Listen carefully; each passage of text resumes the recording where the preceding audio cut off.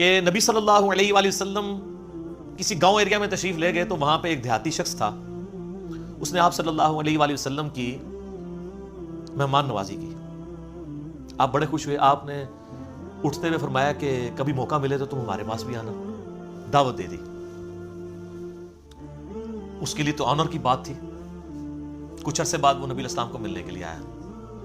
آپ صلی اللہ علیہ وآلہ وسلم نے اس کی خوب مہمان نوازی کی. ایک تو بدلہ اتر گیا. پھر آپ نے اینڈ پہ فرمایا مانگ کیا مانگتا ہے؟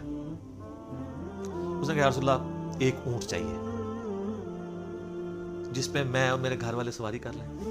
ہاں اس پہ کجاوا بھی ہونا چاہیے، یعنی اچھی سیٹیں لگی ہوئی ہوں، اور 2-4 بکریاں مل جائیں جن کا دودھ دو کہ میں اپنا اور اپنا فیملی کا سلسلہ چلا دوں. یار اس زمانے میں بس سبسسٹنس لیول پہ یہی لائف گزارنے کا ذریعہ ہوتا تھا. یہ آج کل تو ہم جو لائف گزار رہے ہیں نا، یہ اس وقت کا امیر آدمی بھی نہیں تھا گزار سکتا. گندم کے دانے، سال کے دانے پورے ہو جائیں، دودھ کے لیے بھیڑ بکری رکھی ہیں، اللہ اللہ خیر صلاح، اور کوئی کام ہی نہیں ہے. یہ جو آسائشیں ہیں ان کی وجہ سے ہمارے لیے مصیبت کھڑی ہوگی. ایک اونٹ اور چند بکریاں مانگی، اور کس سے مانگ رہا ہے؟ اللہ کے نبی سے، جن سے آپ کچھ بھی مانگ سکتے ہیں وہ اللہ سے لے کے دے سکتے ہیں. تو نبی علیہ السلام فرمایا اوے تجھ سے تو وہ بنی اسرائیل کی بڑھی اچھی رہ گئی، اور جس نے موسیٰ علیہ السلام سے تو اس سے بہت بڑی چیز مانگ لی تھی. اچھا صحابہ نے کہا یا رسول اللہ وہ بڑھیا کا کیا قصہ ہے؟ تو آپ فرمایا کہ ہوا یوں کہ جب بنی اسرائیل مصر سے نکلے شام جانے کے لیے موسیٰ علیہ السلام کے ساتھ، تو وہ راستہ بھول گئے. تو حضرت موسیٰ علیہ السلام نے جو بنی اسرائیل کے علماء تھے نا، ان کو بلایا، ان سے مشورہ کیا جائے کہ یہ مسئلہ کیا ہے. تو انہوں نے پھر بتایا کہ حضرت بات یہ ہے کہ حضرت یوسف علیہ السلام، حضرت یوسف علیہ السلام کی نسل سے تھے نا، آگے بنی اسرائیل میں سے تھے نا حضرت موسیٰ علیہ السلام. ان دونوں کے درمیان آلموسٹ 1400 سال کا فاصلہ ہے، حضرت یوسف اور حضرت موسیٰ علیہ السلام کے درمیان. تو حضرت موسیٰ علیہ السلام کو انہوں نے کہا کہ جب حضرت یوسف علیہ السلام کی موت کا وقت قریب آیا تھا نا، تو انہوں نے بنی اسرائیل سے ایک عہد لیا تھا کہ جب کبھی بھی تم واپس ملک شام گئے نا، کیونکہ اصل ان کا وطن تو شام تھا، وہ تو حضرت یوسف علیہ السلام سورہ یوسف میں آتا ہے نا کہ بکھ کے وہاں تک پہنچے، پھر اللہ نے وہاں ان کو مرتبہ دیا تو بنی اسرائیل وہاں پہ شفٹ ہو گئے.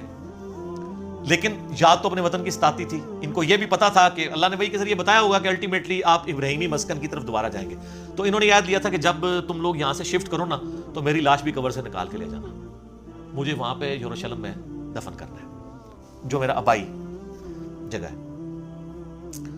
حضرت موسیٰ علیہ السلام نے کہا او ہو یہ تو پھر ہمیں راستہ نہیں ملے گا، یوسف علیہ السلام متنال کرنا پڑا ہے کیونکہ اللہ کی طرف سے ہو رہا تھا.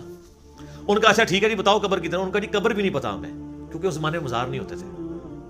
پوائنٹ ٹو بی نوٹڈ، مزار تو نہیں. اور یوسف علیہ السلام تو بہت بڑی شخصیت تھے، ان کا بہت بڑا مزار ہونا چاہیے تھا، وہاں وزیر خوراک رہے تھے وہ. انہوں نے کہا جی ایک بڑھیا ہے جس کو قبر کا ایڈریس پتا ہے، لیکن وہ کہتی ہے کہ موسیٰ کو میرے پاس خود بھیجو، میں اس کے ساتھ نیگوشیشن کروں گی تو جگہ بتاؤں گی قبر کی. حضرت موسیٰ علیہ السلام نے کہا ٹھیک ہے بات کر لیتے ہیں. تو کہا اماں بتا. انہوں نے کہا اس طرح نہیں ہے، مجھے اس کا معاوضہ ادا کرنا ہوگا. حضرت موسیٰ علیہ السلام نے کہا اس کا معاوضہ کیا؟ وہ تو ایکسپیکٹ کر رہے تھے کوئی پیسے، کوئی مال، کوئی بکریاں، کوئی اونٹ، جس طرح اس صحابی نے بھی مانگ لیا. انہوں نے کہا جی معاوضہ یہ ہے کہ میں جنت میں تمہارے ساتھ رہوں گی. اللہ. حضرت موسیٰ علیہ السلام کا رنگ فاق ہو گیا، چہرے پہ ناگواری کے اثار آ گئے کہ یہ کیا مانگ رہی ہے، پھر دوسرا ہی میرے اختیار میں بھی نہیں ہے. تو حدیث کے الفاظ ہیں اللہ تعالیٰ نے اسی ٹائم حضرت موسیٰ کو وحی کی کہ آپ کمٹمنٹ کر لیں اس کے ساتھ. اوئے ہائے ہائے، دینے والا تو اللہ ہے نا جی. موسیٰ السلام نے کہا ٹھیک ہے.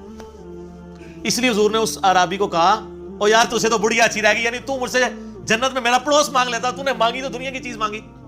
جس طرح کہ صحیح مسلم میں آتا ہے کہ ایک صحابی تھے ربیہ، نبی علیہ السلام کو وضو کروایا کرتے تھے.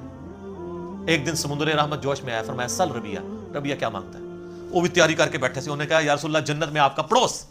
ہو سکتا ہے اس واقعے کے بعد یہ ہوا ہو، انہوں نے یہ بات سنی ہوئی ہو، اے ممکن ہے، یہ میری اسیسمنٹ ہے. تو آپ فرمایا اور بھی کچھ مانگ لیں. ان کا نہیں یا رسول اللہ اس کے بعد تو مجھے کچھ نہیں چاہیے.